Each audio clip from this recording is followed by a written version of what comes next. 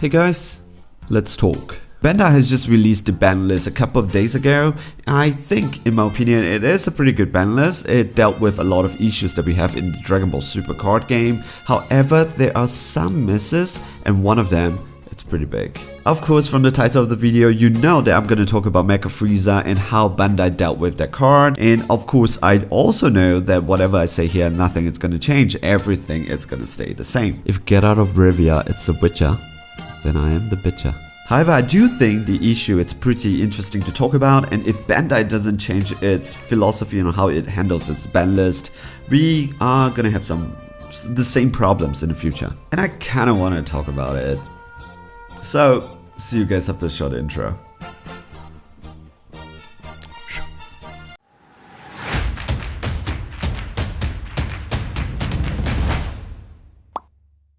Hey guys, I want to welcome you back from the intro. If you realize that there's a change of attire, because there is, I wasn't happy with the first tag, so I decided to come back and do it again. So what I'm gonna do in this video is that I'm trying to explain why I felt that when it comes to the ban list, Mecha Frieza, what they did with Mecha Frieza wasn't effective. It actually crosses the line and becomes problematic. So we are gonna be doing that in this video. So give me some minutes of your time if you would like to comment whether I'm right, I'm wrong, but at least give me some minutes of your time. Let me explain what's going on. So let us start with the interaction here first. Alright, we have the power of the Super Saiyan. This is an extremely good card. If you've been in my channel, you've watched some of my videos, I've kept saying that this is a good card, this is a good card, this is a good card, this is a good card. If you play yellow, you play the power of a Super Saiyan because it is a good card.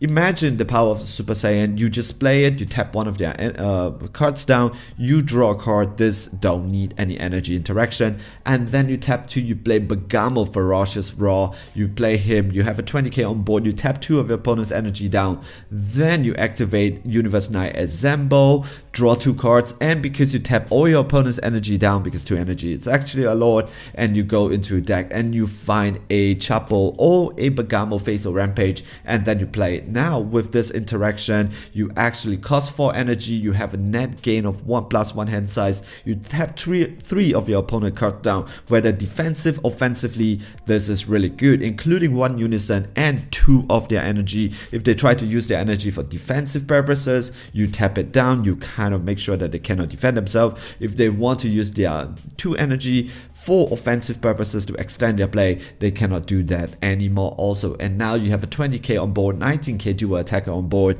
This is a very good interaction. However, what is stopping this from being an unfair interaction? It's the whole idea that it costs 4 energy. And in this card game, can we agree that 4 energy, it's a lot and a lot of energy, right? It's quite a high commitment, especially for what it does. 20k, 19k dual attacker on board. It didn't cross the line to be unfair. But what if I tell you there is a way to make it, to do this thing with a more effective and effective way to do this? What if I tell you that instead of 4 energy, you can actually do this interaction with just 2 energy? Instead of getting 1 card in your hand, you actually have a net gain of +3 in your hands, and instead of tapping 3 of your opponent's cards down, you actually tap 4. 1 unison 2 energy doesn't change, but you can tap an additional battle card down. What if I tell you all these things can be done if you just have to change one thing, which is your leader, and that is the power of Mecha Frieza. His permanent to allow you to activate battle cards for extra cards for free is just that powerful. And more than just that, in your defensive play, you are able to activate Flying Nimbus for free. You are able to activate Tyrannical Blow for free, and you can even play Giant Ball. And this card is not even being played. The reason why this card is being played in Mecha Frieza, because you switch one of your opponent's battle card down, and then you get to draw 1 card, and then you get to take 1 card from your life. This is just a powerful card. All this are being done because of Mecha Frieza. I hope I'm able to convince you the power of the Universe Knight interaction. It is a very, very powerful set of cards. However, what keeps it in check is that 4 energy. 4 energy, it's a high level of commitment in this card game. It's quite a lot. It is just the pairing together with the Mecha Frieza leader that pushes it over the top. Mecha Frieza is able to do the the same thing with less energy, you get more cards in your hands, and you're able to tap more of your opponent's card down. All these yellow cards have been in existence for quite some time. They're just not being played the way that they're being played. For example, like Universe Knight example, it's always a good card, but it's not always been played just because of the energy requirement. It's quite a lot of commitment just to do what it does. Mecha Frieza, the permanent, was just too powerful over here. So guess what happened with the ban list? Did Bandai did something with Mecha Frieza, or they do something with cards that has been existing for quite some time that no other leader kind of uses? You guessed it correctly. Bandai actually left Mecha Frieza alone, but they kind of banned and restricted the Universe Knight cards. Of course, Bergamo Ferocious Roar, it's always a very good card, so maybe limit to 1, it's quite a good decision. However, I could argue that you can leader lock it to Universe Knight leader so that no other decks can play except for the Bergamo leader himself. And Universe Knight Assemble was never a problem, until Mecha Frieza comes in. What is appalling in this whole interaction over here is that the cards that have always been around, no one is gonna complain about it. Universe Knight, it's not even played. They are on the chopping board, they were chopped, but then Mecha Frieza got away scot-free. This whole thing is just appalling. Can you imagine that? That was just really strange. We can definitely argue and said that, okay, maybe the card game designers at Bandai, they don't think that Mecha Frieza is a problem, that's why they didn't do anything to Mecha Frieza. They genuinely think that Universe Knight Assemble and Bergamo Ferocious Roar, it's the problem, not Mecha Frieza itself. However, that's wrong though, because it is obvious that the card game designer knows that Mecha Frieza is gonna be a problem. I'm gonna show you why. Let me introduce you to Roblox Meticulous Investigator. This whole text over there, I save you the time from reading. It basically means that when your opponent plays Mecha Frieza, you can play her. So this is what we call a silver bullet, a card designed to deal with a very specific, very narrow interaction. And in this case, it is to deal with when Mecha Frieza does Mecha Frieza things, right? We have seen this before and it has never worked. Oh, what is it? Let me think about this. Oh, yeah. It's Time Control Chronoa all over again. Those people who are new to this card game, who have just joined us recently, in the past we have this card, a very unfair card called Sugesh Super Combo. It's super unfair though. This card, it's really good. However, people are just calling and said that we straight out have to ban this card because of the Height of Mastery interaction with this card, right? However, instead of dealing with this card, Bandai tries to keep it around by introducing the Time Control Chronoa. And it didn't work because the whole math just doesn't work. The silver bullet doesn't work. If you'd like to know more, I should have the link down in the description below or the card over here.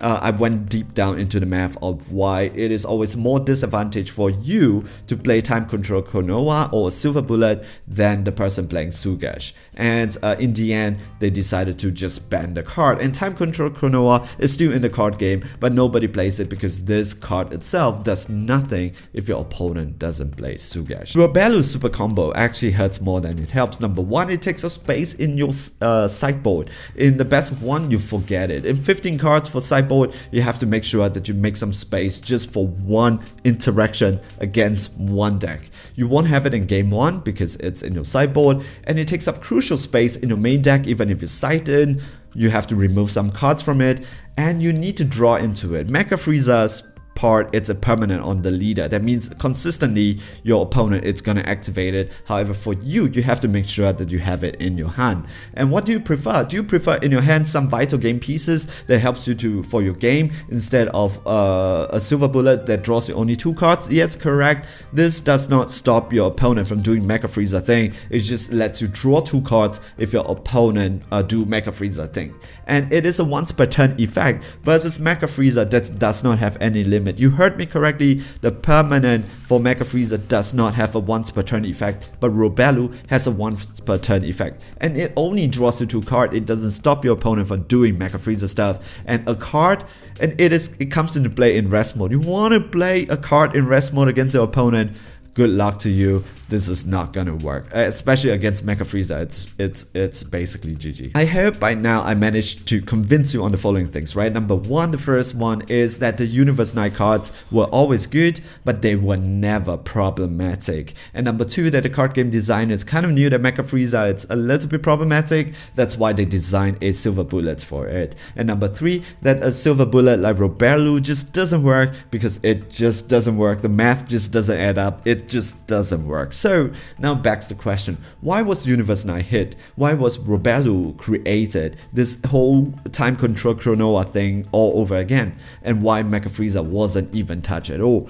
I'm not gonna really talk too much about this because it is all just base speculation. I have no facts about this. It's just really my personal opinion. I just really think that this is a situation that it wasn't hit because it was an embarrassing situation. Because Mecha Frieza is a rebooted leader. What do I mean by that? You know, there's a first version of Mecha Frieza that was created during the start of the card game. It was DB1, the first draft box, and then it was actually overpowered because there was a turn to kill interaction. Then what happened was Bandai steps in and errata the leader. And even after errata, it was still so good that they have to ban it. So that whole card was banned. And the card game designers kind of felt really confident about it. They redesigned it and redo it. And I appreciate them for that because Mecha Frieza, it's a very cool looking form, right? This whole mechanical design, it just looks really good in my opinion. I kind of like it a lot. However, they broke it again. They were a little bit too confident about themselves to say that, okay, this would work. However, they broke it again. So instead of saying, okay, we screwed up the second time, let's ban it and we learn from it, they kind of, in a situation, they just, you know, blame every other things except that leader themselves. So it is more like an embarrassing situation. But I would like to say again, this is just purely speculation. That might be things, there's definitely things that I don't know, but this is just speculation from my part. It's not based on facts, and don't take it, even with a grain of salt, just don't take it. I would like to end this video by being constructive though, so let's end it on a high note. What should we do with this problematic card? And yes, this card is definitely going to be problematic. In any TCG, if you try to do something and you don't have to pay resources for it, it is always going to be very powerful. And Mecha Frieza does not have anything to keep it in check. He can do it again and again and again and again. So what should we do here? Some people say, which is correctly, that they said that why don't we errata it for the permanent to be once per turn. That means once per turn, they can activate one extra card for free. I would say that that's actually extremely powerful, but it kind of keeps it in check. But I would like to go one step further when it comes to this card. Just ban it. Just ban it. Just ban it. We will reboot it the third time and have a laugh about this. The reason is this, that the permanent itself, if it is not errated, even if it's errated, Bandai has to think in the future when they are designing any extra card that is 2 or less when it is yellow, that they cannot make it too powerful. Because once they make it too powerful, Mecha Frieza can do it for free, right? And if they make it a little bit too powerful just because a certain leader needs it, they need to leader lock and make sure that only one leader can use it. The leader that the card was designed for can use it, and so the Mecha Frieza cannot abuse it, right? So we always gonna have this problem moving forward if Mecha Frieza is not dealt with. Even with a once per turn, if that yellow extra card is too powerful, they have to leader lock it. So moving forward, I just think that it is just better that we just ban the card so that we don't have to deal with all this extra card, the future yellow extra card and current yellow extra card. They will not be abused. Of course, people are already talking about Kefla Fury, that it is a +3 in your hands at the right time just because it is Mecha Frieza. Alright, so now maybe I shall end with another question. If we said that okay, future yellow extra card needs to be leader lock, why are all this card banned and not just leader lock it? Hey guys, we have come to the end of this video, and if you're still here with me, I want to say that I appreciate you guys a lot. This video has been difficult to make. Actually, it's been tough. It's been a nightmare because I want to bring a certain problems across, and yet I want to thread the line closely and not being whiny about it, right? So the problem being that Bergamo and the Universe Nightcards, they are being unfairly treated. I believe that they should be leader lock, and of course Robelu, the Silver Bullet, is not going to do anything to Mecha Frieza, and moving forward that the main issue Mecha Frieza has not been dealt with, so it will always going to be a problem, and not just the card itself, but it's going to impact future yellow extra card design moving forward. If you like this video, I appreciate it if you can give this video a like, subscribe if you want to support me and this channel, and if you are looking for some TCG products, maniapacks.com, the link is down below. Use my discount code to get 5% off your purchases. Alright, I hope you're safe, I hope you're healthy, enjoy playing the Dragon Ball Super card game. I hope you are okay. See you guys in the next video. Ciao.